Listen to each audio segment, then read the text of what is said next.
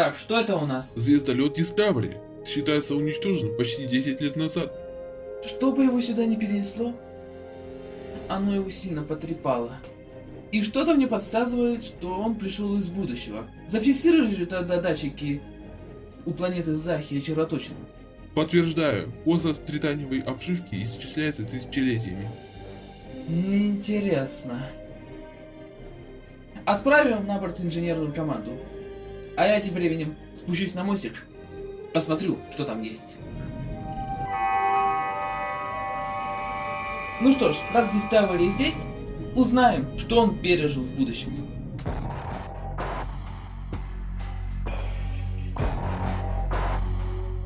Действие третьего сезона Discovery происходит как раз после действия всех сериалов по Звездному пути. Отгремели все их события. Идет 32 век, в котором галактика погрузилась в криминал и анархию. Произошла вспышка, Федерация коллапсировала, бесчисленное количество кораблей уничтожено, топлива крайне мало. Наступила эра космического постапокалипсиса. Как произошла вспышка?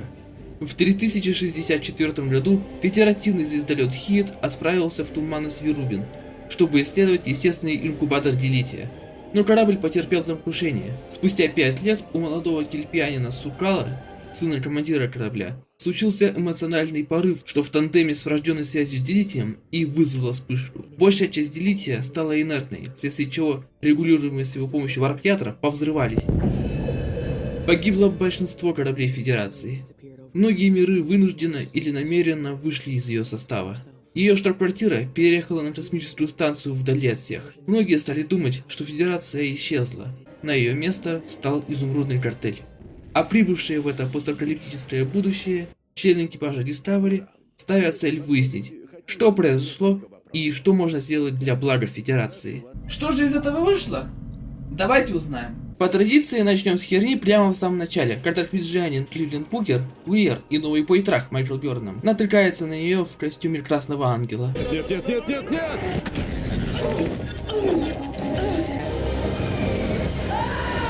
Чисто ради интереса. Неужто Наутилус, корабль Букера, собирали в том же ангаре, что и тайфайтеры? Причем руководили всем этим процессом Рашам Джамшут.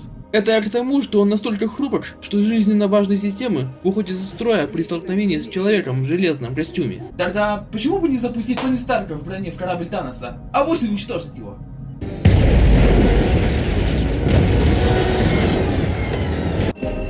Майкл Бёрном с какого-то хрена не подыхает ни от столкновения с Наутилусом, ни от мощного удара об землю, отделывается максимум легкой боли в спине.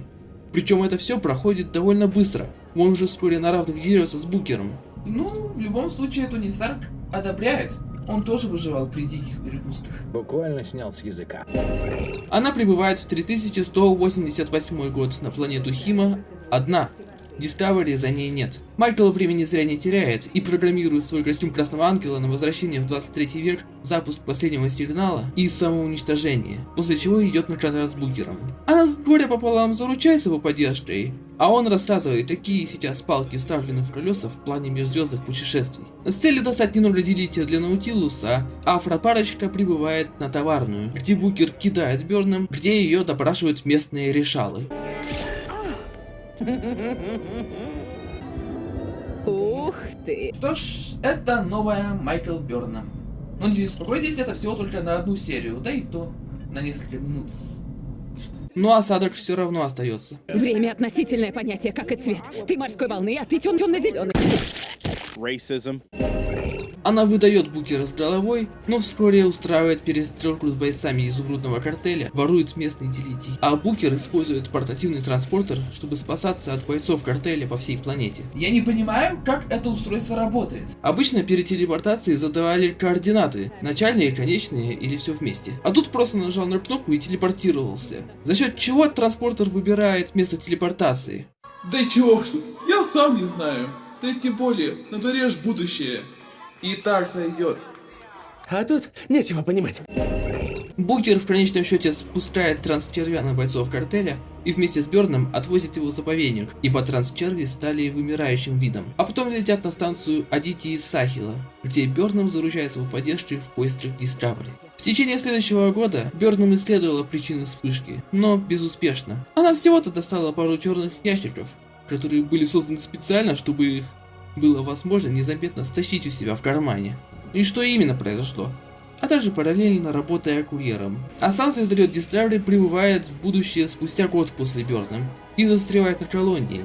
Сару и Тилли достают у местных карданцев рубиндий для ремонта систем связи, не без трудностей в виде Зараха и его дружков. И тут Бёрном спасает Discovery от паразитического льда. А как она узнала, где искать Discovery? Думаю, ей подсказал тот индус Адити Асахил. После чего выпрямился из сюжета. Воссоединившись с Бёрном, Discovery прыгает через сеть мицелия, чтобы встретить одного федеративного адмирала по имени Сен Натал, собирающего сторонников. Узнают, что он недавно погиб, а Земля покинула Федерацию из-за вспышки. Была острая необходимость в самозащите, причем она была доведена до такой степени, что оборонительные силы Земли вступили в конфликт с жителями Титана, где когда-то произошел пи***ц. Они хотели попросить помощи у Земли, а те в ответ Сдохните! Нет, это вы сдохнете! Что только не творит мир постапокалипсиса. Discovery урегулирует конфликт, а к экипажу присоединяется Адира Тал, инспектор сил обороны Объединенной Земли в возрасте 16 лет. 16 лет! И она уже служит на борту одного из земных звездолетов. Крутая малая, скажу вам. Да еще является носителем симбионта Трилов. До этого так сделал только Уильям Райкер, да и то всего лишь недолго.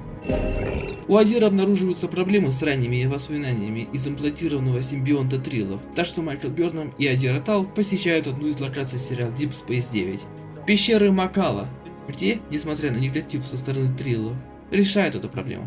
В воспоминаниях адмирала Сена Тал и обнаруживаются координаты штаб-квартиры Федерации, куда Discovery и летит. Бёрном принимает пост Старпома. Сделаю дополнение от данных сферы. Здесь, по сути, данные сливаются с компьютером Discovery и формируются предпосылки к появлению Зоры из короткометражки Калипсо. Даже актриса озвучки та же самая. И задача, которую выполняет компьютер – помощь членам экипажа. В 4-й серии это моральная поддержка тех, кто не смог адекватно воспринять переброс во времени. И эту помощь как раз оказал компьютер. Как ни странно, но немые фильмы самой зари кинематографа, которые сейчас мало кто смотрит, но я не исключаю, могут быть в принципе такие ценители искусства, позволяют ребятам нормально так держаться.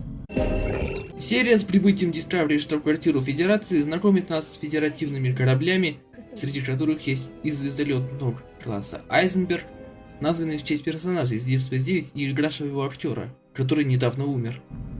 Аминь, Аарон Айзенберг. И потомок Вояджера, капитана Джейнвей. А также с новыми технологиями флота. Жаль, только ни на что не влияет. И на фоне всех элементов будущего, Discovery, самый совершенный корабль своего времени, воспринимается как музейный экспонат. Как бы если в наши дни наряду с атомными крейсерами и авианосцами затесался бы какой-нибудь древнегреческий парусник. Ну, реакция людей будущего на Discovery вполне обоснована. Сару, Бёрном и Адиру встречает главнокомандующий флота адмирал Чарльз Венс, который опрашивает первых двоих о прибытии Discovery, о данных сферы и прочем. Но остальные члены экипажа повествуют вкратце о событиях 1 и 2 сезона. Видя, что беженцы на станции становятся все херовее, Сару и Бёрном пытаются предложить адмиралу услуги Discovery, но тот в форс-мажорных условиях совсем не соображает, ибо говорит: изучите спецификации, я обучите команду пилотировать Discovery. На что Сару и Бёрном такие говорят: позвольте действовать Discovery так, как есть. И с этим сложно не согласиться. Нехрен тратить время на переподготовку своих людей, если уже под рукой готовый экипаж, да еще супердвигателем под рукой. Что тут сказать? Форс-мажор. Адмирал дает свое согласие, и Discovery прыгает к научному судну Тихов, на котором располагается хранилище семян. Среди них семена растения, содержащие антидот для тех беженцев. С небольшим трудом и сопливой драмой с потерявшим свою семью ученым, ребята получают нужное, а она остается на Тихоне. Вот уже 6-я серия, и звездолет Discovery за прошедшие 3 недели проапгрейдили по самые помидоры. Про новый дизайн Discovery и связанную с ним сюжетную дуру я уже высказался в отдельном видео. А пока у нас несанкционированная миссия Майкл Бёрном и Филиппу Джорджу. Суть в том, что Кливленд Букер пропал без вести в поисках одного черного ящика. Не спрашивая разрешения у адмирала, Бёрнам полетела за своим любимым негром на Хунхау, подписав на это Джорджию. Хунхау – владение изумрудного картеля, кладбище звездолетов, которые разбирают рабы. Причем Хунхау заполнено обломками как на поверхности, так и на орбите. Похоже на зону боевых действий. Последствия вспышки. Вы это извините, а древние корабли 23 века все еще в ходу? Вряд ли. Думаю, их воссоздали какие-нибудь энтузиасты. Вот занимались люди воссозданием событий времен Великой Отечественной войны. Но вспышка разрушила им все эти планы. Вот теперь все эти корабли оказались здесь на свалке. Миссия заканчивается успехом, ибо эти двое спасли Букера, освободили рабов изумрудного картеля, расхреначили его аптекс на Хунхау и добыли черный ящик. За такое вольнодумие Сару лишает ее поста Старпома. Вместо Бёрнам Сару временно ставит на пост Старпома Сильвию Тилли. Херня какая-то. А она, Янсин, у нее нет нужного опыта. Она иногда заикается, а то и несет пургу не по теме. Сару еще и оправдывает это решение, мол, каждый должен себя попробовать в роли командира. Найдется вам время у нее поучиться на командира, когда внешняя обстановка разрядится. На Discovery что, недостаток людей старших по званию? Вон есть Ген Рис, Рональд Прайс, Нильсон. Да блин, еще Пол Стэмис, следующий по званию после Майкла Бёрнам. Да и адмирал в принципе может своих людей предложить. В чем проблема? Очень хороший вопрос. Тут еще какая вещь имеется. Есть 3 черных ящика. Первые 2 Бёрнам добыла в течение года до воссоединения с Discovery. Звездолетов Ельчин и Комдант. Третий звездолета Джаконни на Хунхау. Бёрнам хотела доказать, что вспышка произошла не единовременно, а с определенной задержкой. И задержка есть, но она исчисляется миллионными долями секунды. И Бёрнам, как ни странно, убеждена в правильности этих данных. Хотя, с моей точки зрения, вспышка как раз и могла быть единовременным явлением. Это черные ящики просто выключились в разное время.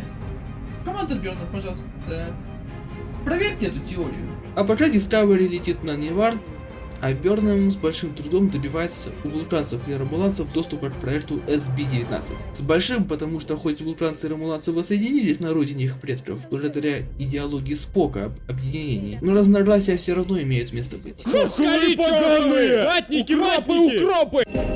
Теперь проект SB-19, за которым Discovery, собственно, и явился на Нивар.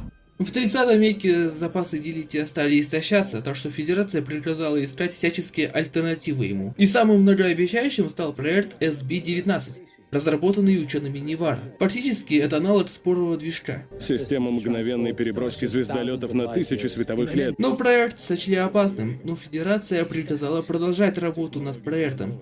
И, по мнению вулканцев, это и вызвало вспышку, а потому Нивар и вышел из состава Федерации. Но зачем по новой изобретать велосипед, если и так уже есть хорошие замены делитию? Как насчет Феникса Зефра Макокрейна? Вроде бы и без делития работал. Это же железнейшая технология. Ты не Можно же воссоздать эту технологию в соответствии с современными стандартами? Нет. Все равно не подходит. Есть же еще коаксиальный варп-двигатель, трансварповый двигатель Борг, квантовый слипстрим. Ну, технологии, привезенные Вояджером из Дельта Квадранта. Плюс еще подпространственный вихрь, использованный из Индии. А из простых аналогов варп-двигателя на основе делития имеется сингулярное ядро, использованное ромуланцами. Ты думаешь, мы все это знаем? Нет. Нашли так просто пару заметок в интернете. Ну и все. А что да как, нам не нужно. На место глав злодея встает криминальная баронесса, сородич Гаморы из Стражей Галактики по имени Асайра. Она казнит своего племянника за недальновидность и заставляет Приджан, сородичей Букера, вернуть того на родину. И вместе с этим она заманивает Discovery, на борту которого находится разыскиваемый ею Андрианис Рин. Discovery не выдает Рина, точно так же, как брат Букера Кайхим не выдает его. Так что Виридиан торпедирует поверхность планеты Криджан. В ответ Discovery, вопреки приказу адмирала о ненападении, Детмер и Рин запускают Наутилуса. Видимо, рыжие все настолько крутые, что даже приказы и постановления начальства ни к чему. Можно смело все нарушать. Если что, я не про всех рыжих. Если я вдруг кого-то задел, то простите. И знаете, чем это решение оправдывается? Тем, что если бы Discovery напал на Виридиан, то Асайра приняла бы это за агрессию со стороны Федерации. А если бы это сделал Наутилус, запущенный из Discovery, то нет. Чего, блядь? И этот проеб в сюжете не видим для главных героев, но заметен для Асайры. Вы подписали приговор себе и всей Федерации. А адмирал насчет этого ничего не скажет. Да и сцена атаки Наутилуса во многом повторяет сцену захода Демерона из последних читаев. Да и вообще, как Меридиан вообще может воевать, если Наутилус нагло разнес основные боевые системы корабля? Скорее всего, в том же ангаре собирали, что и Наутилус. А сборкой руководили Равшан и Джамшут. Почему бы нет? И потому не ясно, почему курьеры не собрались все вместе и не намкнули весь картель. Скорее всего, остальные корабли, наверное, куда крепче Меридиана. Ну и третий сезон Discovery повторяет ту же ошибку из Пикара. Слушай, да ты чё притираешься? Ну видно корабли с космоса, не видно. Так кто за этим следит? Блин, пидор. А пока Discovery косплеит шестую серию второго сезона. Только тут он усиливает способности Букера и Кайхима, заставляя местную сарантю, заполонившую Криджан, вернуться в моря. Так, Криджане контактируют с растениями и животными и могут управлять ими. К ним однозначно Флора и Рокси наведывались. Далее идут две серии с общим заголовком Terra Firma. Здесь не так хреновое состояние Филиппа Джорджио, показанное ранее, становится еще хреновее. Ибо, как объясняет Кович, молекулы привязаны ко времени и реальности, в которых они существовали. Он рассказывает похожие случаи с офицером флота из альтернативной реальности, той самой, которую породил ромуланский шахтерский корабль из фильма 2009 года. И хрень это была придумана специально для этого сериала. Как-то расспрашивается Спок, переместившийся в ту же реальность, не испытывал никаких подобных проблем и спокойно умер от старости. Ну и придумали. Скоро забудем. Потом опять что-нибудь придумаем. И похеру, что это конфликтует с остальным лором. И опять забудем. И так по кругу. Компьютер, все так же слившийся с данными сферы, указывает на Даннус 5, где можно попытаться найти лекарство для Джорджио. Хотя если и так понятно, что умрет, то почему не дать более достойную смерть, как бы это попытались сделать клингоны? Ну или на крайняк может попросить эвтаназию? Без понятия. В общем, Бёрнам и Джорджио встречают Хранителя Вечности, который отправляет Джорджио на проверку. Повлияло ли времяпровождение в основной реальности на нее? Можешь не говорить. Да, повлияло. Без сомнений. Хранитель говорит, что его пытались использовать в темпоральных войнах, а что он ушел с того места, где был в оригинальном сериале. Только не надо говорить, пожалуйста, что темпоральные войны были только во время Энтерпрайза. Ведь судя из названия, они как раз шли в разных точках времени, просто нам этого особо не показывают, только так хотели. После чего портал переносит Джорджио в зеркальную вселенную. Аминь, зеркальная Филиппа Джорджио. Параллельно с этими сюжетами Пол Стэмминс и Ади Ротал на основе имеющихся данных выясняют, что источник вспышки — туманность Верубин, где когда-то потерпел крушение Хиит. Его сигнал бедствия был искажен туманностью, и все, кто был снаружи, приняли его за музыку неизвестного происхождения.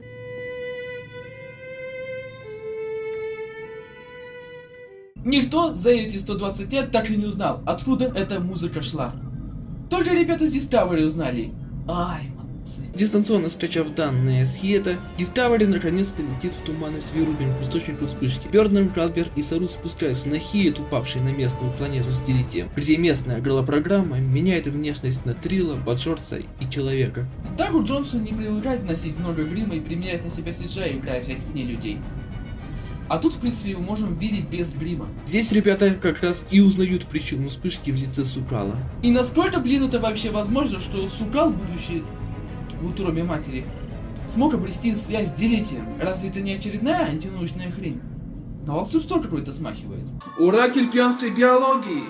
Ребята с Discovery случайно выпускают таинственное нечто, вызвавшее у Сукала очередной эмоциональный порыв, чуть не приведший к новой вспышке. Не будь Сару рядом, еще корабли повзрывались бы. А Discovery под управлением Тили сталкивается с Веридианом. Завязывается словесная перепалка, но малолетке Асайру не провести. Из тебя, капитан, никогда не получится. Я, в принципе, согласен. Тили недостойна быть капитаном корабля. Асайра, выкинь ее нахер оттуда и забери Discovery с собой.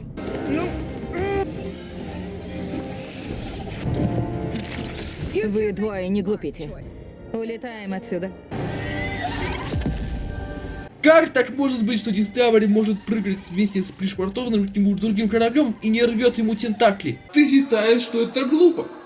Я нет. Ну и что ты там утверждал? Если что-то не прописано, тут может быть что угодно. Отсюда идут всякие теории. Так вот оно. Мы прописали Discovery новую особенность. В таком случае, почему Discovery не играет роль спасательного судна? Мол, прыгнул к поврежденному суду, пристыковался и прыгнул к ремонтной станции. Мне кажется, это была бы низость для такого судна. Единственными на свободе остаются лишь Сару, Калбер и Адира Тал на Хете, и Бёрнум и Букер на Наутилусе. Эти двое расхреначивают Наутилус в ангаре захваченного Discovery. Бёрнум по стелсу проникает на борт и вызволяет Стэмиса и выбрасывает его с корабля, несмотря на его протесты. Мы должны вернуться. Отпусти меня. Вся моя жизнь осталась в туманности. Как ты можешь? Как можем понять по его протестам, этот Петик тупой. Ну и перезарядил он спорный движок и соединился с ним. И что? На мостике своих никого. Никто без разрешения Ассайры движок не запустит. А лучше бы не сопротивлялся, ведь без него использовать спорный двигатель будет куда рискованнее. Как в начале первого сезона. А ребята с Discovery довольно скоро ликвидируют заточителей и объединяют усилия с роботами, олицетворяющими данные сферы. Странно, что данные сферы, помогавшие членам экипажа корабля, не стали помогать им защищать корабль от изумрудного картеля. Хотя, в принципе, что тут можно было бы сделать? Ну там, активировать фазерные турели, или какое-нибудь членовредительство устроить в стиле игры «Как достать соседа». Я бы посмотрел на такое. А Сайра же предлагает адмиралу Венсу присоединить изумрудный картель к Федерации. Как мне кажется, это абсурдная идея. С одной стороны, государство, стремящееся к поддержанию правопорядка. С другой стороны, преступный картель, который только тем и занимается, что шлет нахрен этот правопорядок. Его действия фактически попадают под многие уголовные статьи первой стороны. Ну там нарушение первой директивы, рабство, террор, экстремизм и прочее. Две стороны с априори разными характеристиками, которые не позволят совершить объединение. Также здесь можем услышать весьма приятные подробности о местной реплицированной еде. Готовится из экскрементов, между прочим. Знаю, конечно же, о чем мы подумали. Но может ли это быть ломкой четвертой стены? Отсылка к тому факту, что сам сериал Discovery в какой-то степени получился говном. И что люди-то хавают. Иногда мне так охота по зубам тебе дать. В переговорах ставится точка, и Discovery бросается атаковать федератов, чьи современные зеленые фазеры бесполезны против одного, единственного суденышка, которое вскоре вырывается из лап федератов и прибывших по зову Бёрном неварцев, в то время, пока ребята с мостика задыхаются из-за отключенной системы жизнеобеспечения. А Бёрном попадает в плен к Ассайре, откуда сбегает с Букером.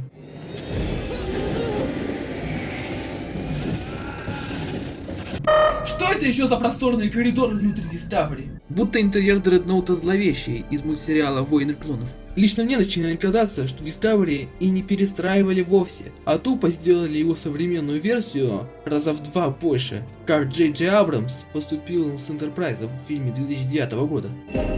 Джоанна Восикран подрывает правую грантулу Discovery, выводя из варпа, но потом его все равно затягивают в Веридиан, а Бёрном разделывается с Ассайрой.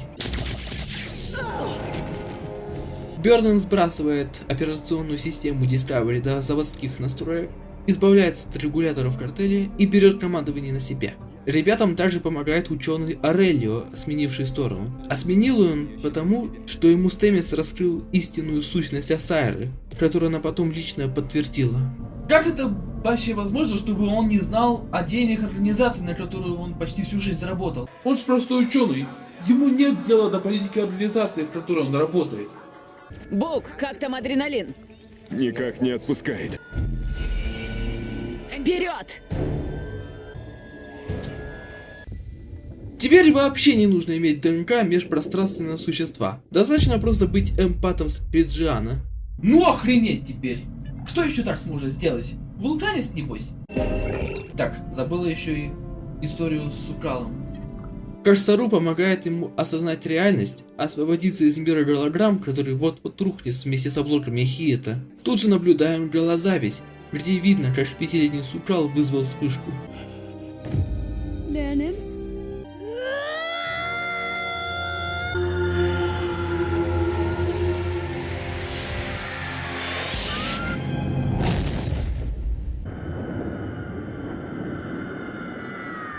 Эй, слышали, Ремзи, что пишут в новостях Федерации? Нет, не слышал. А что там? Че, серьезно? Кто устроил эту вспышку? Из-за чего у нас вот это все проблемы? Ну и кто это сделал?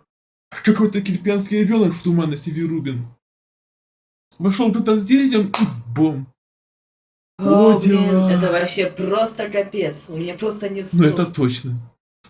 Как такое вообще Discovery, ну возможно? зачем ты вмешался в естественный отбор баула Кирпиан? Без вас им и так было хорошо. А и насчет всего этого голографического мира Хиета. Что это за уровень развития технологий такой, что может визуализировать образ Грея Талс, головы Адиры Талс со всеми воспоминаниями первого? Не похоже ли это, опять же, на волшебство? Нет! С гибнущего Хиета ребят собирает прибывший Discovery, который торжественно приветствует у штаб-квартиры Федерации. Сору возвращается на Криминар с Укалом. Федерация потихоньку восстанавливается. Адития, Сахил и Адира Талов теперь офицеры Звездного флота. Майкл Бёрном официально становится командиром Discovery. Целью, чтобы она опять потом нахер поставила правила, сместили с должности, а потом опять восстановили. Ух ты. Считал я, что третий сезон будет лучше второго сезона Discovery. Но оказалось, что тут куда больше ошибок и спорных моментов. Не исключаю, я что-то мог притянуть за уши. Но точно могу сказать, Discovery относится к простой фантастике. А то как-то слишком много всякой антинаучной хрени, типичной для современных голливудских фантастических фильмов. Но до уровня Орвелла еще далеко. Ранее вполне могла быть псевдонаучная хрень. Но если авторы тогда пытались хоть что-то объяснить, то сейчас нет. Ну а тема измененного дизайна Discovery так и не была раскрыта. Может, на 4-й сезон оставить. В этом сезоне все же есть один жирный плюс в сравнении с предыдущими. Он больше не издевается над стилистикой 23 века, но осадок все же остался. Ну а если хотите найти замену Discovery, то гляньте сериал Андромеда. Пусть там тоже космический постапокалипсис, а сам сериал куда более старый, но это хотя бы можно назвать научной фантастикой. На вот такой нейтральной ноте я заканчиваю этот ролик. Всем спасибо и всем пока. Как продвигается работа с данными? Все данные целые уже загружены. Отбываем по вашему приказу. Хорошо, возвращаемся обратно на Спрингфилд. И уничтожьте Discovery. Пусть его судьба остается покрытой мраком.